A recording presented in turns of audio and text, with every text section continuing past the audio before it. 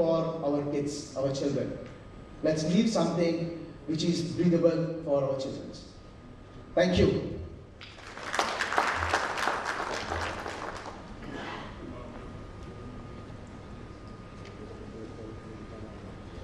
Thank you, Mr. Pillai, for your insights on indoor air quality and actually bringing clean air inside this conference hall. Thank you so much.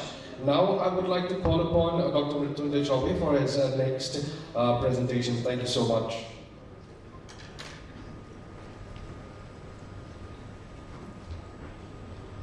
Good afternoon.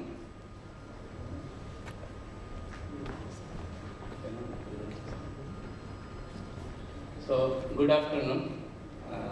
I am happy that I am among all of you to discuss on this subject, air quality monitoring control. I am thankful that I am given opportunity to discuss on this subject. I think Sudhir has explained very well about indoor air quality and also some of the solutions which they have. So it's good. I think if this kind of solution happens to be for industry also, like our factory is 250 acre of land, and if something can be made there, and they are all worker, all the people working outside, if they can breathe good air. So really I am interested of that kind of solution also. So thank you. Now my topic is Paris Agreement on climate change. Before going to this, let me introduce myself. I am Mritunjay Chaubey, and right now I am heading Global Environment and Sustainability of UPL. And in UPL group I am last 1 year. Before this, I was leading sustainability globally to Unilever, and I was with Unilever last 5 years, and there I was instrumental in reducing environmental footprint by -50%. And before Unilever, I was with Shell oil company. There also my role was similar. Reducing environmental footprint of entire group. So from last 20 years, I am in this field, and what I feel that there is no doubt that technology can play a very important role and vital role in decreasing the pollution, whether it be air pollution or water or any form of pollution. But at the same time, why I taken this topic, Paris Agreement, because no doubt technology play a very important role, but I feel that regulations and our judiciary system and executives, which making the policy, they are also playing very important role. And I think if we don't have right policy, right things, then alone technology cannot help in purifying whether it is air pollution or water pollution or any kind of pollution. And recently at India national level, I think we are thankful that Supreme Court has given number of verdicts in last several years, and several verdicts were very, very helpful. And I think recently one verdict came that if there is no primary ETP, no manufacturing. That was a very good. And even last 2nd May, Supreme Court has directed Central Pollution Control Board to make regulation on the NOx and SOx by 30th of June, and industry must have to adhere it by end of 2017.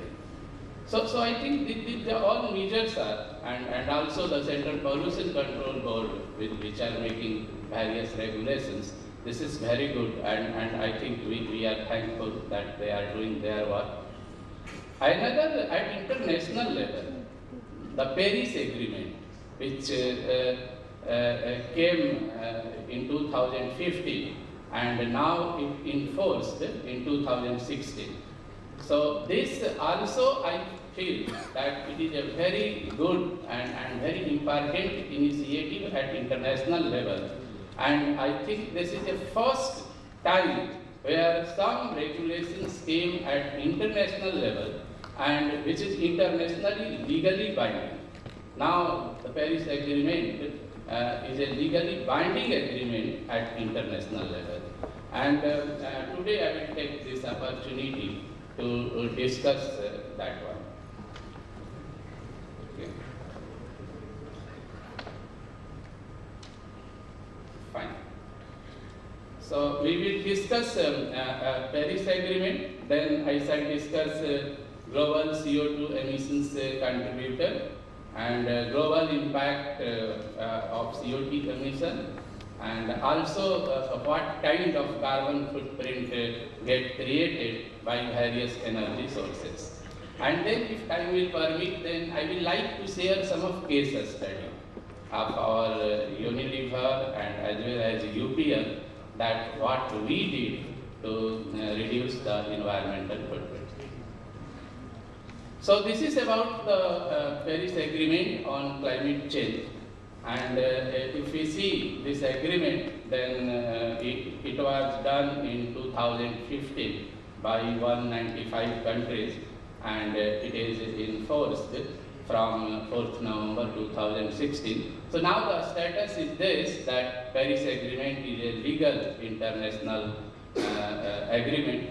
And the key point in this agreement is first limit temperature up to 2 degrees Celsius.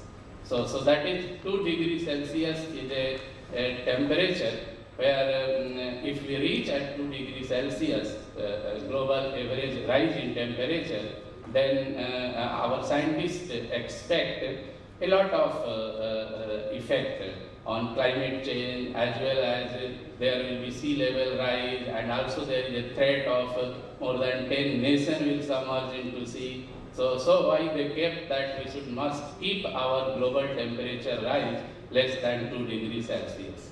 And then carbon neutrality by 2050.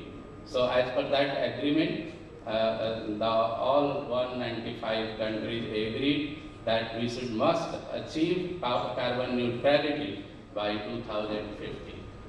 So I think a lot of work needs to be done to achieve carbon neutrality, and I think one of important point is that publish the report.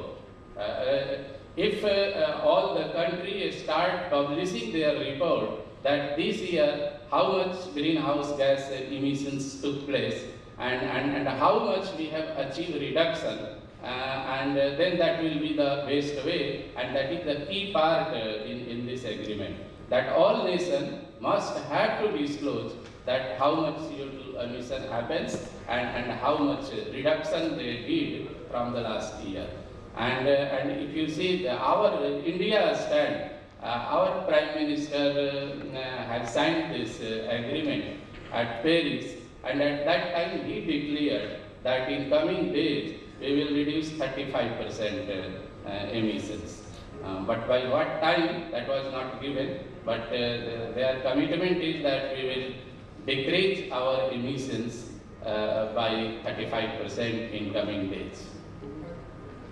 And third part is, it is an internationally legal binding agreement. So that is a very important.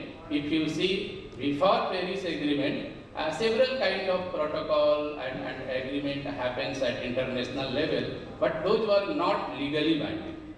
And the peculiarity in this agreement is that it is internationally legal binding agreement. And the fifth thing, which is a very good of this agreement for the developing country especially, that developed country will give nearly $100 billion US every year to developing country. So developed country will contribute $100 billion US to developing country and to bring down their environmental footprint.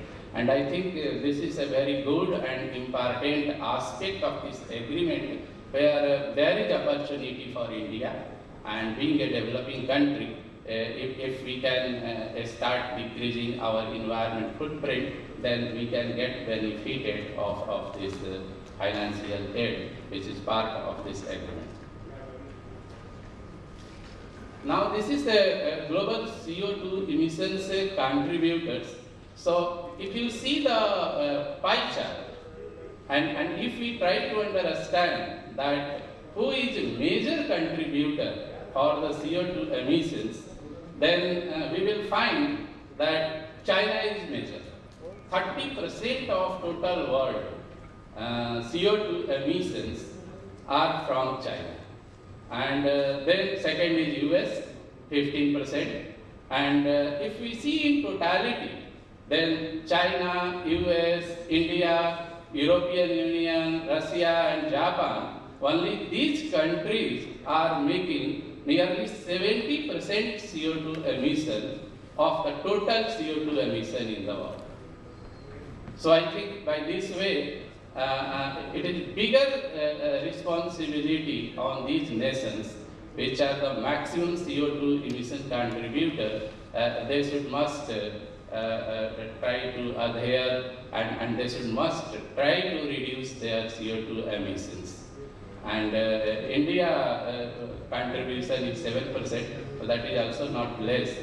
And if you see entire world and the 7% emissions going out of India, so that is also not a less one.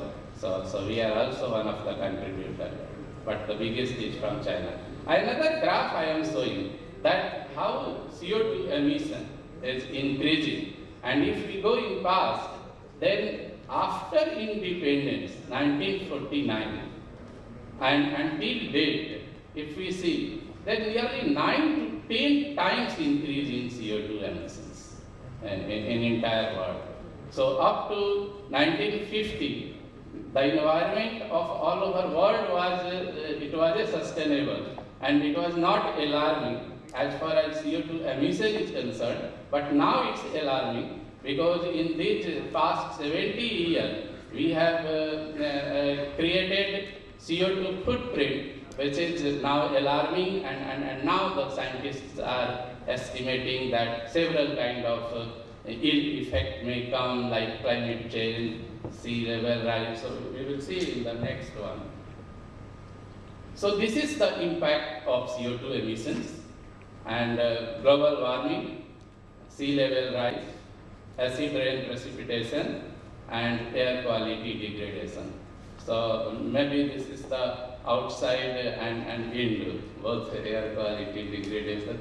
So they just mentioned that air quality, means indoor air quality is 10 times more impact on the outdoor. So, but these all happen, whether it is indoor or outdoor, the CO2 emission is the biggest contributor. And the one main part why all these international agreements and protocols are coming, because it is estimated that if we will continue with this rate, then there is a threat of existence to 10 nations, like the nations which are on coastal, Bangladesh, Maldives, Sri Lanka, Fiji. So these kind of, there are 10 nations which existence will be not there if we will not control CO2 emissions. Now this is another thing about the energy which we use, and how CO2 footprint is associated with it. And here is coal, furnace oil, natural gas, and renewable energy sources. And this is the reason why we should try to promote the renewable energy sources in our industrial use, as well as in total energy mix use. Because if we use more and more renewable energy sources, then the CO2 emission will be very minimum or negligible, and that is the best way to decrease the CO2 emission. But a part of renewable energy, I think there is also need to see the energy mix in our group. And at UPL last year, we tried to decrease our environmental footprint, and only one small thing we did, and that was that we shifted from grid power to the natural gas. And we just increased 8% use of natural gas in total energy consumption from the grid power. And because of shift, we achieved nearly 26% reduction in CO2 emissions. So that is also one thing that we may go in changing the energy mix in our use, and then we can achieve the CO2 footprint reduction. Now this is one case study of Unilever, where before this role I was there for last 5 years, and we have taken number of initiatives to brought down environmental footprint. I started leading sustainability there in 2010, and at that point of time we declared that we will reduce the environmental footprint. And in 5 years, we reduced the environmental footprint. As far as CO2 emissions is concerned, we reduced nearly 45% from the 2008 baseline. And this is a specific emission, emissions per ton of production. And water, it is a 50% reduction. And non-hazardous to the landfill, it will be completely eliminated that. And you can see that by doing so, there is a benefit to environment, but also there is a benefit to the business. And you can see clearly how nearly 65 million euro per year Unilever able to save because of these drives. And if we see in terms of social benefit, then because of CO2 emission reduction, it is equivalent to planting nearly 9.7 million large trees per year. So that is a kind of social benefit. And if we are reducing the water usage, then you can see it is equivalent to 1.7 million people drinking water. So this is one case study what we did in the Unilever. Another, right now in UPL, last year, we started drive of sustainability to decrease our environmental footprint. And in last 1 year, this is the performance. CO2 emissions reduced from last year to this year, 22% reduction happened. Water consumption per ton of production, 19% reduction happened. And wastewater discharge, we reduced nearly 27%, basically by recycling, reuse. Several units, nearly 4 operating plants, we declared zero discharge in India last year. And so why in totality, in total group, we reduced 27% wastewater discharge. And this all happens due to the structured approach adopted towards sustainability. And I feel that is the need of our, that we should adopt a structured approach towards sustainability. And right now we have UPL Sustainable Development Plan in place, and we have declared that by 2020 we will decrease 30% environmental footprint. So whether it is CO2 emission or water consumption or wastewater discharge or solid waste going to landfill, this is our plan that we will reduce minus 30% by 2020. And the year-wise planning is, this year our target was to reduce minus 10%, and the next year again 10%, and then 5% and 5%. So total 30%. And last year, as you have seen the performance, we have achieved more than 10% in several areas. except solid waste disposal, in almost all area we achieved more than 10%. So I think my experience with industry, especially on the environmental footprint reduction, is this, that if we are committed and if our plan is in place and if top level is aligned that we must decrease environmental footprint, so it's doable. It's very easily doable, and it's not like that very big investment, other things required. It is only a matter of that we must adopt a structured approach towards sustainability, and then we can achieve.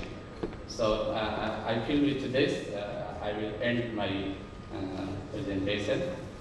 Thank you.